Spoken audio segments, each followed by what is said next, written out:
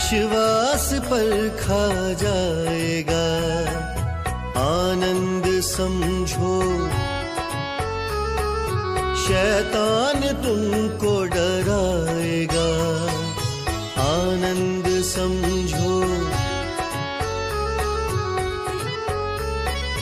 होगी परीक्षा धीरज बढ़ेगा, तपने के पश्चात सोना बनेगा।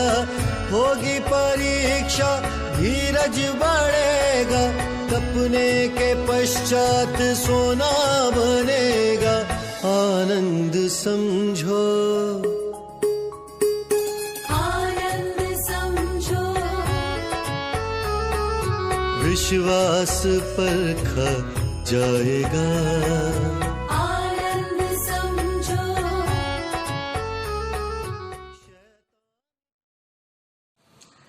प्रभू येशू ख्रिस्ताच्या पवित्र नावाने सर्व श्रोते मित्रांना प्रीतीचा सलाम। परत एकदा आज दुसऱ्या दिवशी याकोबाच्या पत्राचे अध्ययन आपण पुरे करीत आहोत। मागच्या रविवारी आपण याकोबाच्या पत्राचे अध्ययनाची सुरुवात केलेली आहे आणि पहिल्या अध्यायातील 1 ते 8 वचनावर आपण थोडक्यात अध्ययन करण्याचा प्रयत्न केलेला आहे। आज दुसऱ्या दिवशी आपण पहिल्या अध्यायातील 9 वचनापासून तर 12व्या वचनापर्यंत 2 विविध मुद्द्यांवर परमेश्वराचे वचन शिकणार आहोत। परत एकदा रूपरेषेप्रमाणे मी पहिल्यापासून जे मुद्दे आपण मागच्या आठवडे अभ्यासले त्याच्याविषयी आठवण मात्र करून देतो आणि मग आजच्या अध्ययनाकडे आपले लक्ष वेधण्याचा प्रयत्न करूया। बरं, आपण याकोबाच्या पत्राचे लेखक आणि तारीख आणि विषय या 3 गोष्टी अगोदर बघितल्या। त्याच्यानंतर आपल्या रूपरेषाप्रमाणे पहिला मुद्दा जो सलाम किंवा नमस्काराचा होता तो पहिला मुद्दा आपण बघितला। त्याच्यानंतर दुसरा मुद्दा याकोबाच्या पत्राच्या अध्ययनातील दुसराच मुद्दा परीक्षा असं नाव देऊन, ख्रिस्ती जीवनातील परीक्षा असं नाव देऊन आपण पुढे सुरू केला आणि परीक्षा, ख्रिस्ती जीवनातील परीक्षा या मुद्द्यावर छोटा उपमुद्दा परीक्षेचा उद्देश किंवा परीक्षांचा उद्देश काय असा पहिला उपमुद्दा बघितला। त्याच्यात दुसरा उपमुद्दा आपण बघितला विश्वासाची परीक्षा आणि 8 वचनापर्यंतचे अध्ययन आपण मागच्या आठवडी केलेलं आहे। आज पहिल्या अध्यायातील 9 वचनापासून तर 12 वचनापर्यंत अशा 4 वचनांचा अभ्यास आपण करणार आहोत आणि या 4 वचनामध्ये 2 विविध मुद्दे आहेत परीक्षेविषयी। आता हा परीक्षेचा मुद्दा जवळपास दुसऱ्या अध्यायापर्यंत चालेल आणि म्हणून त्याच्यात विविध प्रकारच्या परीक्षांविषयी वर्णन केलेलं आहे। आता आपण 2 परीक्षांचा उद्देश आणि विश्वासाची परीक्षा असे 2 मुद्दे, 2 उपमुद्दे बघितले। आज तिसरा आणि चौथा उपमुद्दा आपण परीक्षा या मुख्य मुद्द्यावर ऐकणार आहोत। अगोदर मी वचन वाचतो 9 ते 12 वचन पहिला अध्याय आणि त्याच्यानंतर या 2 मुद्द्यावर आपण सविस्तर चर्चा करण्याचा प्रयत्न करणार आहोत। बरं, मी शास्त्र वाचतो याकोबाचे पत्र पहिला अध्याय 9 ते 12 वचन। दीन स्थितीतील बंधूने आपल्या उच्च स्थितीविषयी अभिमान बाळगावा आणि धनवानाने आपल्या दीन स्थितीविषयी अभिमान बाळगावा, कारण तो गवताच्या फुलासारखा नाहीसा होईल। सूर्य तीव्र तेजाने उगवला व त्याने गवत कमजविले, मग त्याचे फूल गळाले आणि त्याच्या रूपाची शोभा गेली, ह्याप्रमाणे धनवानही आपल्या उद्योगाच्या भरात कमजोर जाईल. जो माणूस परीक्षेत टिकतो तो धन्य, कारण आपणावर प्रीती करणाऱ्यांना प्रभूने देऊ केलेला जीवनाचा मुकुट परीक्षेत उतरल्यावर त्याला मिळेल. प्रार्थना करू. पवित्र पित्या, यावेळेस आम्ही तुझ्या पवित्र पायापाशी आलेला आहोत प्रभू येशू ख्रिस्ताच्या नावाने. मागच्या आठवडी याकोबाच्या पत्राची सुरुवात आम्ही केली. 1 ते 8 वचनं अभ्यास करण्यासाठी तुझी कृपा पुरवली. आज दुसऱ्या भागामध्ये 9व्या वचनापासून 12व्या वचनापर्यंत तुझे सत्य पवित्र वचन वाचलेलं आहे. परमेश्वरा, या वचनाद्वारे तू आमच्या प्रत्येकाशी बातचीत कर.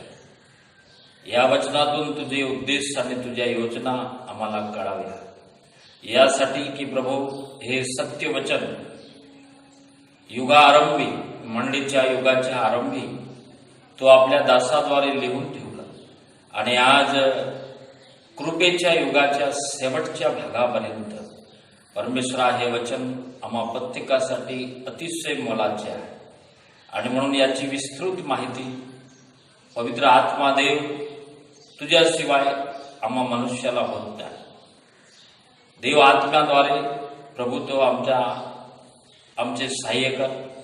ही सत्यवचने समजून घेण्यासाठी आमचे नियंत्रण घे. आणि प्रभू मला प्रत्येक शब्दाची व्यवस्थित शिक्षण देण्यासाठी, व्याख्या करण्यासाठी, तुझे वचन समजवण्यासाठी मला सहाय्य कर. ऐकणारे आम्ही प्रत्येक तुझे सत्यवचन ऐकून त्याप्रमाणे आचरण करणारे व्हावे, यासाठी आम्हाला कृपा कर. प्रभू येशूच्या पवित्र नावाने मागतो. आमेन. आमेन. बरं, आज 9 ते 12 3-4 वचनं मी आपल्यासमोर वाचलेली आहे. आज परीक्षा या मुख्य मुद्द्यावर तिसरा उपमुद्दा आहे दीन अवस्थाची परीक्षा किंवा दीन स्थितीची परीक्षा. आता दीन हा शब्द, पहिला जो दीन आहे तो दिवसाविषयी आहे आणि हा दीन म्हणजे गरिबी स्थिती, दुबळेपणाची स्थिती आणि लाचार स्थिती, अशा स्थितीविषयी जो शब्द वापरला जातो त्याला दीन असा शब्द आपण प्रयोग करतो. आणि हा जो शब्द या ठिकाणी 9व्या वचनाच्या आरंभीच्या भागात आलेला आहे की दीन स्थितीतील बंधूने आपल्या उच्च स्थितीविषयी अभिमान बाळगावा. इथं 2 गोष्टी समजवण्याचा याकोब आपल्याला प्रयत्न करत आहे. ही दीन स्थितीची एक परीक्षा आहे आणि या परीक्षेमध्ये पुष्कळसे ख्रिस्ती लोक या परीक्षेत टिकत नाही आणि वेगळा मार्ग, वेगळी दिशा अवलंबली जाते. आता हे दीन स्थितीची परीक्षा नेमकी काय? या पृथ्वीवर जीवन जगताना प्रभूने आपल्याला रोजच्या गरजा पुरवण्याचा आश्वासन दिलेलं आहे. प्रभूच्या प्रार्थनेमध्ये आपण प्रत्येक वेळेस म्हणतो, प्रभू आजची भाकर आम्हास दे, रोजची भाकर आम्हास दे. आणि आमच्या परमेश्वर रोजची भाकर याचा अर्थ अन्न, वस्त्र आणि निवारा पर्याप्त मात्रामध्ये. ह्या गोष्टी त्याच्यावर विश्वास ठेवणाऱ्या प्रत्येक व्यक्तीला परमेश्वर पुरवत असतो. आपण मागेही ऐकलं की त्याला पक्ष्यांचे देखील ध्यान आहे, पक्ष्यांची देखील त्याला चिंता आहे. तर आम्ही मनुष्य आहोत आणि देवाच्या दृष्टीने कितीतरी मौल्यवान असे मनुष्य आम्ही आहोत. आणि म्हणून आमच्या गरजा भागवणे हे परमेश्वराचे कर्तव्य आहे. पण देवाच्या आज्ञेत राहणं हे आपले कर्तव्य आहे. त्याच्या वचनाप्रमाणे आचरण करणे हे आपले कर्तव्य आहे. मग पवित्र शास्त्रात असे काही गरीब लोक पण आहे, गरीब आयाबाया पण आहे, विधवा पण आहे, अनाथ ही आहे. आणि पवित्र शास्त्रात पुष्कळ ठिकाणी गरीब लोकांच्या सेवेबद्दल अनेक गोष्टी लिहिलेल्या आहेत. आपल्याला माहिती आहे, लूक सुवर्तमानाच्या 16व्या अध्यायामध्ये प्रभू येशू ख्रिस्ताने एक दृष्टांत दिला आणि त्या दृष्टांतामध्ये लाजर नावाचा एक गरीब माणूस, त्या ठिकाणी गरीब माणसाची चर्चा केली. आता त्या माणसाकडे रोजचं भोजन मिळेल अशी सुद्धा पर्याप्त व्यवस्था नव्हती. त्याला मदत करणारा कोणी व्यक्ती नव्हता. त्याचे स्वकीय लोक, कौटुंबिक लोकांनी देखील त्याची काळजी घेतली नाही. आणि एका श्रीमंत माणसाच्या घरात किंवा दरवाजाच्या बाहेर चौकटीत कुठेतरी त्याला बसवलं जायचे आणि तो श्रीमंत माणूसही त्याच्यावर कदाचित दयेच्या नजरेने बघेल तर त्याच्या मेजावरून उरलं सुरलं जे अन्न असेल ते सेवन करून जीवन जगण्याची इच्छा बाळगणारा एक मनुष्य त्या ठिकाणी नावासहित दिलेला आहे. तो जरी दृष्टांत आहे तरी ती सत्य परिस्थिती दाखवण्यासाठी प्रभू येशू ख्रिस्ताने तो दाखला आपल्याला शिकवला आहे. आता ह्या व्यक्तीची इतकी स्थिती दयनीय खराब आहे, गरिबीची आहे. आणि अशाही स्थितीत जेव्हा त्याचा मृत्यू होतो त्यावेळेस वचनात असं लिहिलंय, स्वर्गदूत आले आणि त्याचा जीवात्मा घेऊन सुख लोकात पोहोचले. अब्रामाच्या उराच्या ठिकाणी सुख लोकात त्याचा जीवात्मा पोहोचवण्यात आला. हा व्यक्ती इतक्या दयनीय स्थितीत, दीन स्थितीत जीवन जगूनही त्याची श्रद्धा परमेश्वरावर होती. त्याचा विश्वास होता देवावर आणि देवावरील विश्वासाने तो मनुष्य जीवन जगत होता. श्रीमंत माणसाच्या मेजावरून पडणाऱ्या तुकड्याने नव्हे. त्याला एक आशा होती आणि तीच आशा त्याला प्राप्त झाली. आणि इथं वचन आपल्याला शिकवत आहे की दीन स्थितीतील बंधूने आपल्या उच्च स्थितीविषयी अभिमान बाळगा. आज ख्रिस्तामध्ये जीवन जगणारे पुष्कळ कुटुंब गरीब आहे, ज्यांच्या अन्न वस्त्र निवारा ही प्राथमिक गरज कशी तरी भागते, परंतु ते आनंदित आहे. त्याला मोठा आनंद आहे, खुश आहे. का खुश आहे तर वचनात आपल्या अशा स्थितीतील लोकांसाठी वचनात खूप मोठं धैर्य आणि हिंमत, एक मोठी आशा दिलेली आहे. काय आशा आहे?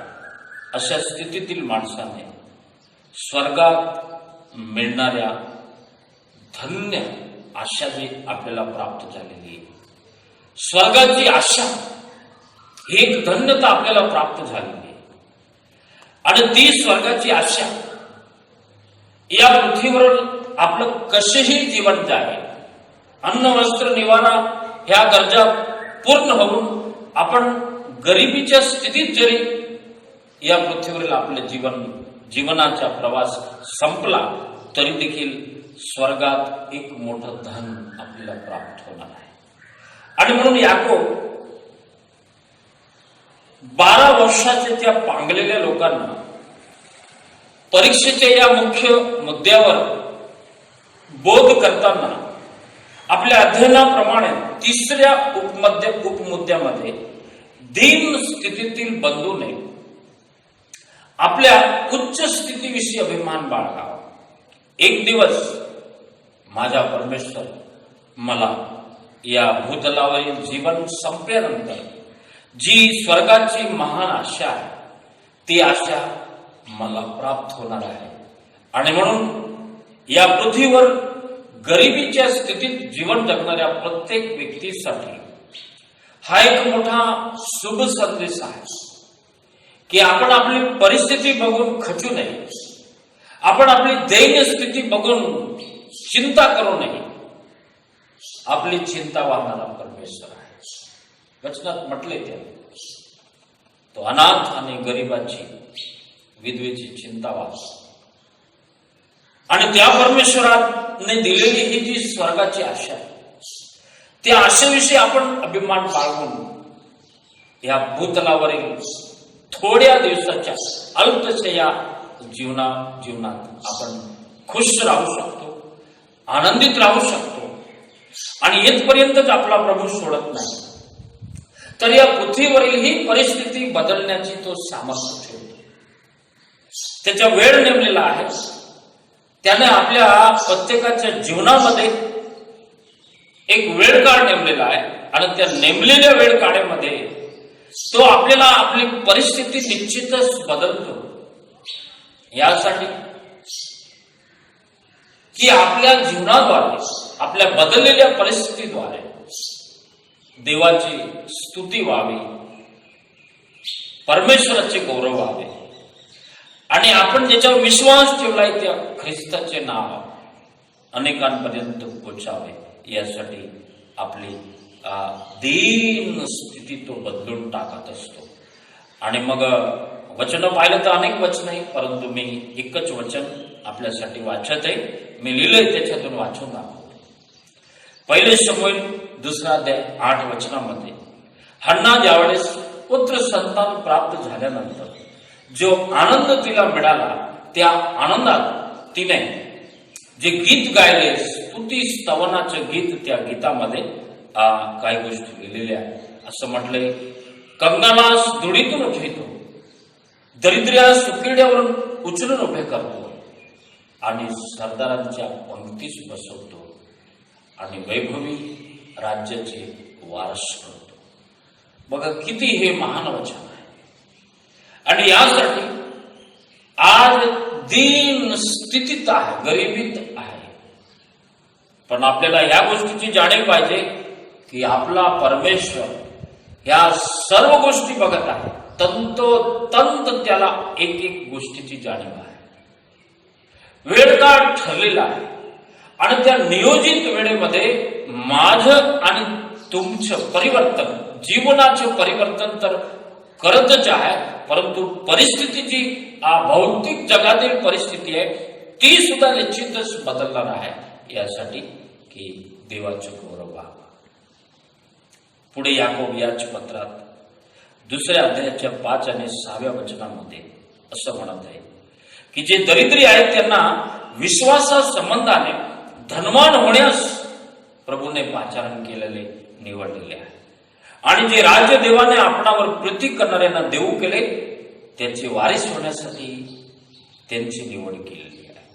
आणि म्हणून दीन स्थितीतील बंधूने, गरीब स्थितीतील बंधू भगिनीने खचून न जाता जी स्वर्गाची महान अशी आशा दिलेली आहे, त्या आशेमध्ये कोणताही त्या स्वर्गाच्या आशेमध्ये एक दिवस जी आशाच राहणार नाही, तर वास्तविक आपल्याला ती खुशी, आनंद मिळणार आहे, स्वर्ग मिळणार आहे. तिथं पक्षपात नसणार, तिथं गरीब श्रीमंत नसणार. या पृथ्वीवर प्रभूने तसं ठेवला त्याचा उद्देश पूर्ण करण्यासाठी. आणि ज्यावेळेस प्रभू आपल्या गरिबीतून जर त्याचा उद्देश पूर्ण होत आहे, तर आपण मुळातच गरीब नाही, कारण देवाचा आत्मा आपल्याला दिलेला आहे, परमेश्वराचे पवित्र वचन आपल्याला दिलेलं आहे. आणि जसंच या भूतलावर आपलं आयुष्य संपेल, तसंच आपण त्या महान आशेनुसार एक मोठं प्रतिफल आपण प्राप्त करणार आहोत. आणि म्हणून जी परिस्थिती आहे त्याच परिस्थितीत आपण अभिमान बाळगावा, असा शब्द आला आहे. याच्यासाठी या शब्दास अनुसरून आपलं जीवन निराश न ठेवता आशा ठेवू आणि चिंतित न पडता देवाचा प्रबंध आहे, परमेश्वराचे वचन आहे, त्याच्यावर विश्वास ठेवू आणि ज्या स्थितीत आपण आहोत त्या स्थितीत देवाचे गौरव आपण करत राहू. आता धनवानाबद्दल काय म्हटलंय? धनवान व्यक्तीने दीन स्थितीविषयी अभिमान बाळगावा. दीन स्थितीविषयी. कोणती दीन स्थिती? या भूतलावर आपल्याला धनवान मनुष्य जसा आपण बघतो, त्याचे कपडे, त्याचे रहन सहन आणि त्याच्याजवळ असलेले जगातील वैभव, आणि ह्या गोष्टी बघून कधी कधी ख्रिस्ती माणसाला असं वाटत असेल की आपण अशी स्थिती, आपण अशा दीन स्थितीत का आणि तो व्यक्ती इतका श्रीमंत कसा आहे? ख्रिस्ती जीवनातही असे फरक आहे. गरीब श्रीमंत, बाहेर जगातही धनवान लोक आहेत. मग एका ख्रिस्ती माणसाला सहज विचारात येईल की मला असं का ठेवलं, त्या व्यक्तीला एवढं धनवान का ठेवलं? कदाचित आपल्या मस्तिष्कामध्ये विचारामध्ये असे विचार येऊ शकतात. त्याचे उत्तर इथं याकूब देण्याचा प्रयत्न करत आहे. का प्रभूने अशी स्थिती ठेवली? जगातील एवढं वैभव त्या माणसाला दिलं आणि तो माणूस देवाच्या पथावर चालतही नाही. मंडळीतही ख्रिस्तातही असे व्यक्ती असू शकतात आणि ते धनवान व्यक्ती, काही धनवान व्यक्ती, आता आपण थोड्या वेळाने ऐकणार आहोत. दोन प्रकारचे धनवान व्यक्ती आहेत. एक धनवान ख्रिस्तात असा आहे की त्याच्याकडे भौतिक जगातील धन आहे, पण तो वास्तविक पाहिलं तर तो देवासमोर गरीब आहे. तो गरीब आहे. तो प्रभू समोर आपल्या श्रीमंतीच्या स्तरानुसार जीवन जगत नाही. आपल्या श्रीमंतीनुसार तो परमेश्वरा बरोबर संबंध ठेवत नाही, तर परमेश्वराच्या चरणापाशी तो दिसेल, नम्र दिसेल, दीनता त्याची दिसेल आणि देवासमोर झुकलेला, वाकलेला असा व्यक्ती दिसेल. तेव्हा समजून घ्यायचे की हा खरंच धन याच्याकडे, हा खराच धनवान मनुष्य आहे, की एवढं काय जगातील असून सुद्धा हा व्यक्ती परमेश्वरासमोर किती नम्र आहे. पण एक बाजू जर बघितली तर पुष्कळ लोकांना या जगातील भौतिक प्रॉपर्टीची घमंड आहे, अभिमान आहे. पुष्कळांना आपल्या शिक्षणाचा गर्व आहे. पुष्कळ ख्रिस्ती लोकांना सुद्धा आपली ऐपत आहे, मान सन्मान आहे. या भौतिक जगातील जी प्रॉपर्टी आहे त्याचा अभिमान आहे. परंतु हा अभिमान इथं वचनात सांगितलं आहे की सूर्याच्या तीव्र तेजाने ज्यावेळेस या पृथ्वीवर गवताच्या फुलावर, इथं उदाहरण दिलेलं आहे, गवताच्या फुलावर सूर्याचा तीव्र तेज पडतो आणि ते गवत थोड्या वेळाने कोमजतं आणि ते कमजून गेल्यानंतर त्याचं फूल गळतं आणि फूल गळाल्यानंतर त्याचं रूप शोभा नाहीशी होते. तसंच भौतिक जगातील या संपत्तीविषयी अभिमान बाळगणारा ख्रिस्ती व्यक्ती असाच एक सूर्याचा तेज येईल, शरीर कमजोर होईल, एखाद्या वेळेस बिमारी येईल आणि या शरीरावर जसं गवत कोमजतं तसं हे शरीर एक दिवस कोमजून जाणार आहे. आपला पैसा कितीही असला इलाजसाठी कामात येणार नाही.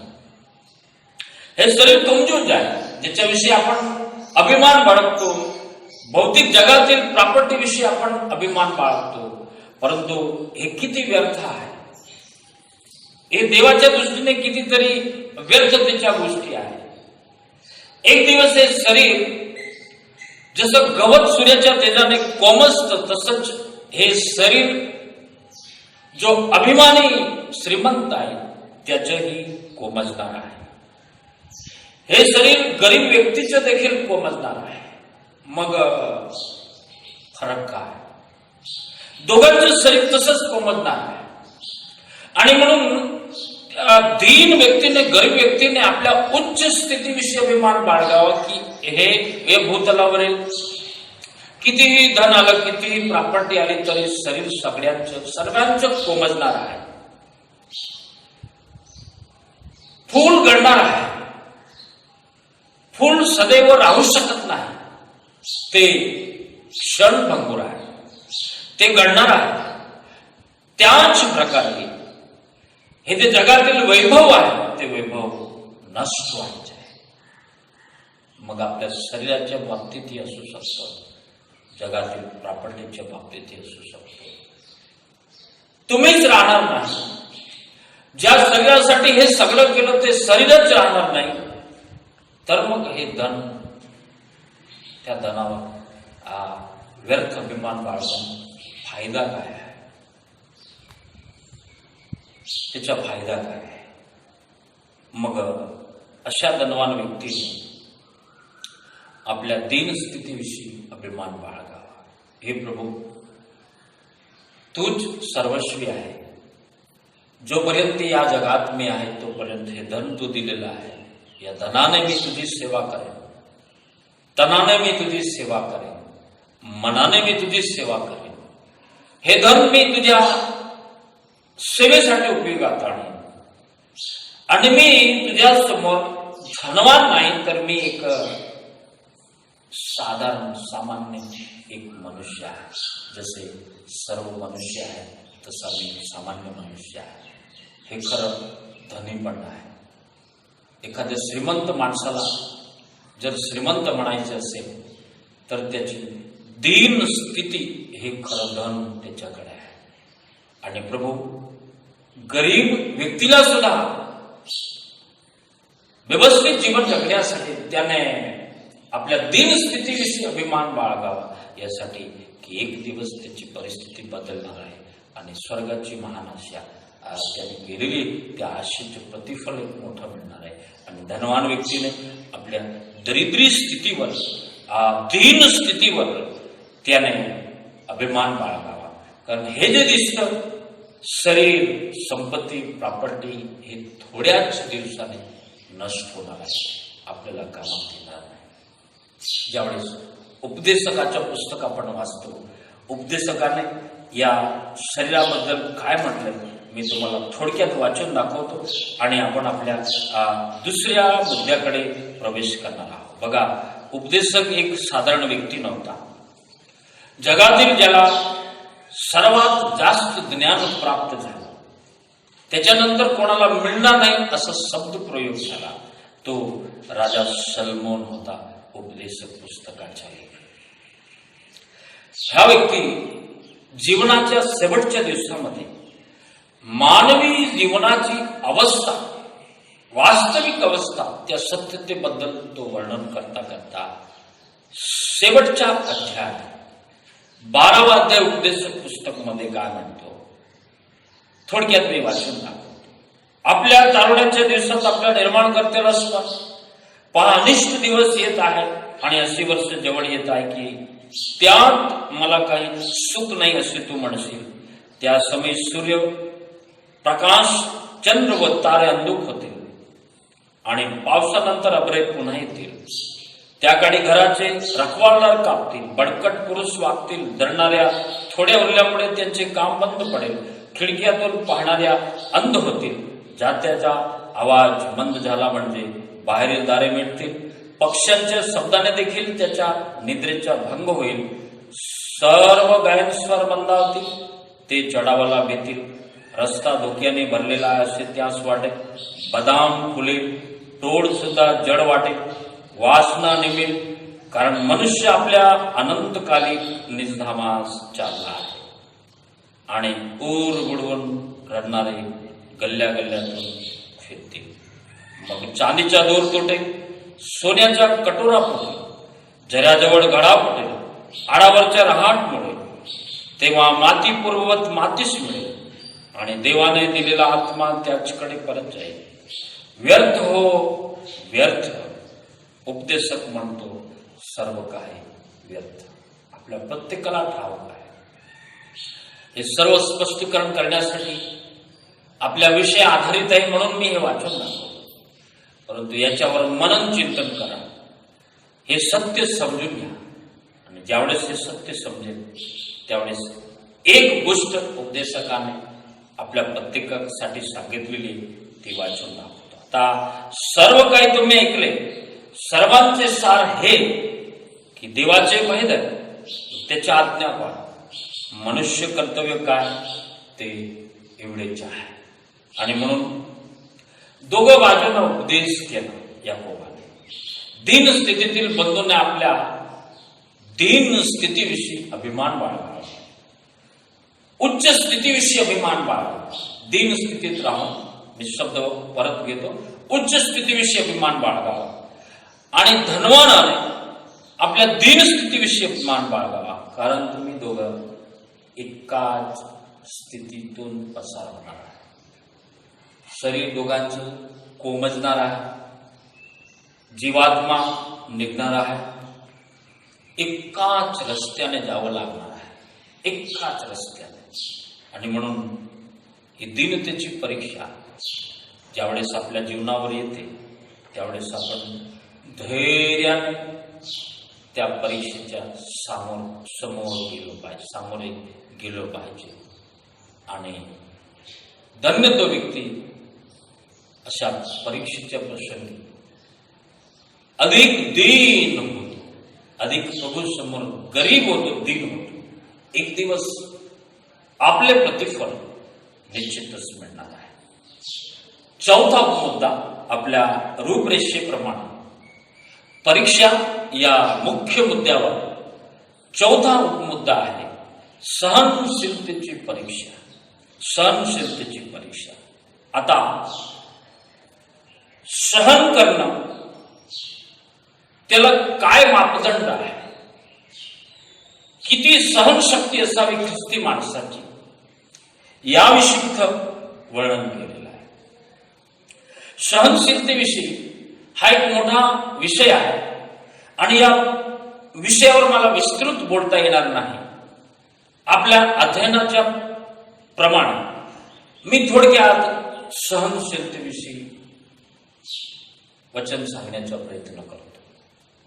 आपल्या अध्ययनात या चौथ्या उपमुद्द्यामध्ये कधी कधी आपली सहनशीलतेची परीक्षा होते, सहनशक्तीची परीक्षा होते की आपल्याला किती सहन होतं, की आपण अशा परीक्षेच्या वेळेस,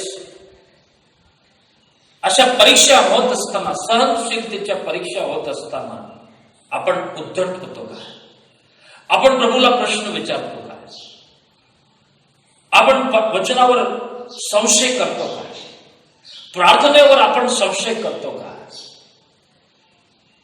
ह्या गोष्टीची पारख आपल्याला या मुद्द्यातून करायची. जो माणूस परीक्षेत टिकतो तो धन्य.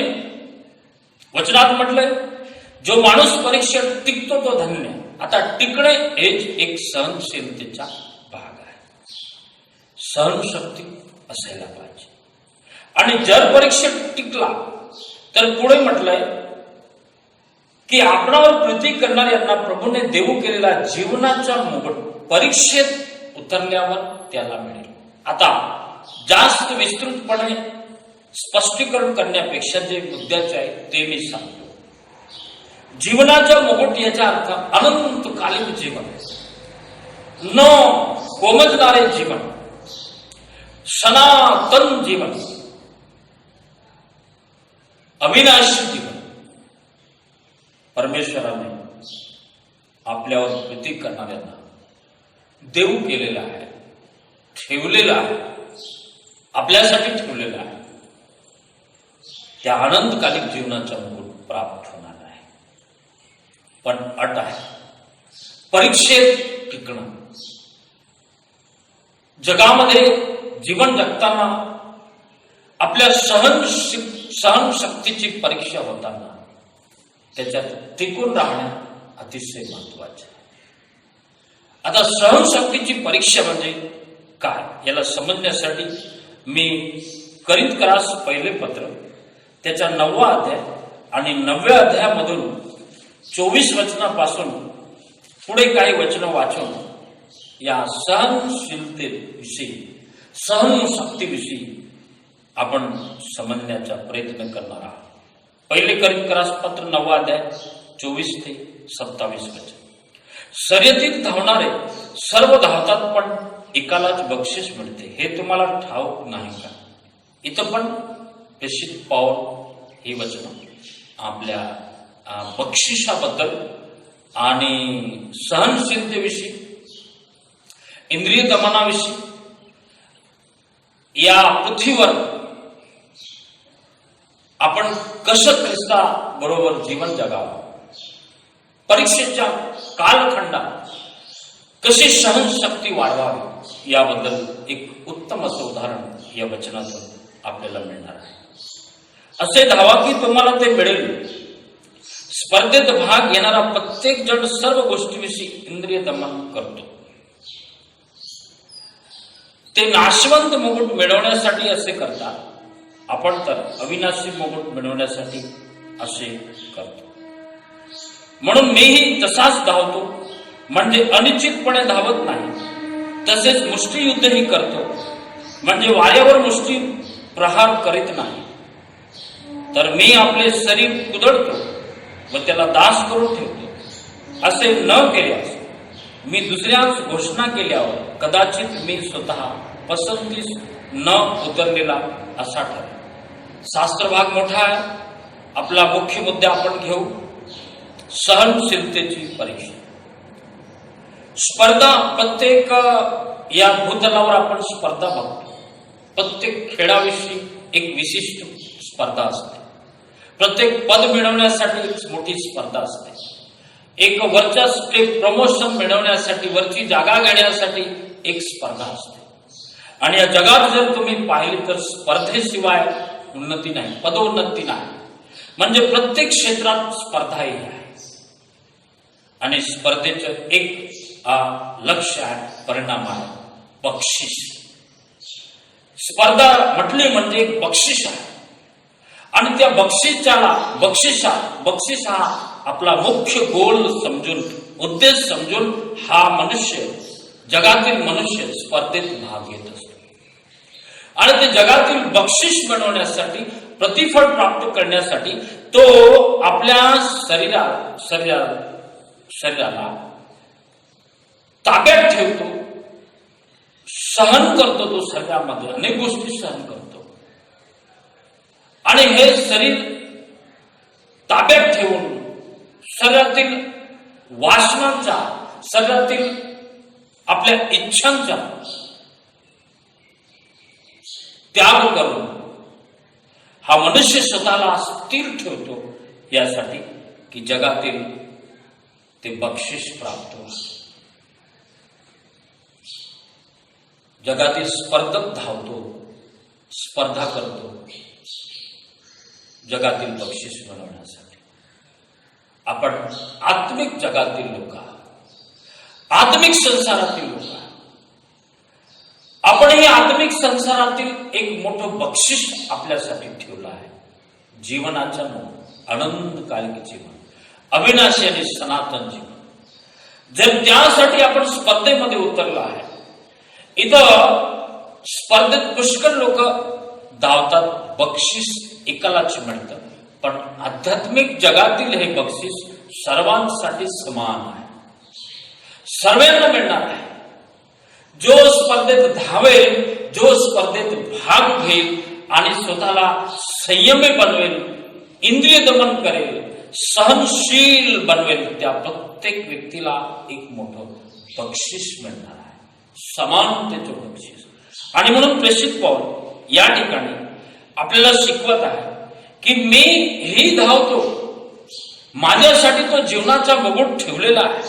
याकोब आपल्याला हेच शिकवत आहे की धन्य तो मनुष्य जो परीक्षेत टिकतो, सहनशक्ती वाढवतो, सहन करतो. कारण परीक्षेत उतरल्यावर त्याला एक मोठं प्रतिफळ मिळणार आहे, आणि ते आहे जीवनाचं मुकुट. आज प्रत्येक ख्रिस्ती माणसासाठी मोठं आव्हान आहे. अनंतकालिक जीवनाचा मुकुट प्राप्त करण्यासाठी, हे जे सनातन बक्षीस मिळवण्यासाठी किती जण सहन करत आहे, किती लोक स्वतःच्या शरीरावर, किंवा किती लोक इंद्रिय दमन करत आहे, किती लोक ते मुष्टियुद्ध लढण्यासाठी जगाशी, जगाच्या वासनांशी, पापाशी, शरीराशी हे जे युद्ध लढण्यासाठी किती लोक संयमी आहेत, किती लोक सहनशील आहेत, की या भूतलावरील बक्षीस मिळवण्यासाठी हा स्पर्धक शरीराला कितीतरी ताब्यात ठेवतो, कितीतरी महिने ताब्यात ठेवतो, वर्ष ताब्यात ठेवतो, त्या भूतलावरील भौतिक जगातील एका बक्षीस प्राप्तीसाठी, एक नाव त्याच्या लिस्टमध्ये येण्यासाठी. आणि जगाने मीडियावर त्याचं नाव येण्यासाठी आणि स्वतःचं नाव लौकिक होण्यासाठी आणि हे बक्षीस प्राप्त करून आपले जगातील जीवन स्थिर करण्यासाठी एका मोठ्या धनाची राशी प्राप्त करण्यासाठी हा व्यक्ती जीवनपर्यंत संयमी बनतो, सहनशील बनतो आणि अखेरीस त्याच्या मेहनतीप्रमाणे त्याला ते प्राप्त होते. आत्मिक जगातील लोक आपण आहोत. आपल्याला आत्मिक संसार समजलेला आहे. त्या आत्मिक संसारातील जीवनाचा मुकुट प्राप्त करण्यासाठी आपण किती सहनशील आहे. थोडक्यात 2 गोष्टी सांगतो आणि मग प्रार्थना करून आपण आजच्या अध्ययनाला बंद करणार आहोत. इथं प्रेषित पौल म्हणत आहे की मी आपल्या शरीराला कुदळतो, मी आपल्या शरीराला कुदळत आहे. याचा अर्थ मी स्वेच्छेचा विरोध करत आहे. माझे शरीर जे आत्मिक नियमांच्या विरुद्ध वागते, या शरीरामध्ये अनेक प्रकारच्या वासना आहेत आणि त्या वासनाबद्दल आपल्याला स्पष्ट माहिती आहे. त्या संपूर्ण वासनाबद्दल मी स्पष्टीकरण देऊ शकत नाही, पण थोडक्यात सांगतो. देहाची वासना, डोळ्यांची वासना, संसाराविषयीची फुसारकी. परत सांगतो, देहाची वासना, डोळ्याची वासना, संसाराविषयीची फुसारकी हे जगात आहे आणि जगातील पापाचे मूळ हे आहे, पाप हे आहे आणि हे मनुष्यामध्ये आहे. मनुष्याच्या पापमय वृत्तीत हे दडलेलं आहे. हे शरीरामध्ये हे पाप आहे आणि हे पाप वासनांचं रूप घेतं. वासना आपल्या प्रभावित होतात आणि वासना प्रभावित झाल्यानंतर पुढे आपण क्रमबद्धरित्या याबद्दल शिकणार आहोत. 13व्या वचनापासून तोच भाग आहे. प्रेषित पौल याकोब सहनशीलतेविषयी शिकवताना याकोब आपल्या पत्रात म्हणत आहे, जो परीक्षेत टिकतो तो धन्य, कारण पार उतरल्यावर त्याला जीवनाचा मुकुट मिळणार आहे. म्हणून हे शरीर सहनशील होण्यासाठी या शरीराच्या स्वेच्छेच्या इच्छेच्या, आपल्या इच्छेच्या ज्या देवाच्या वचनाच्या विरुद्ध आहे, अशा इच्छेच्या आपण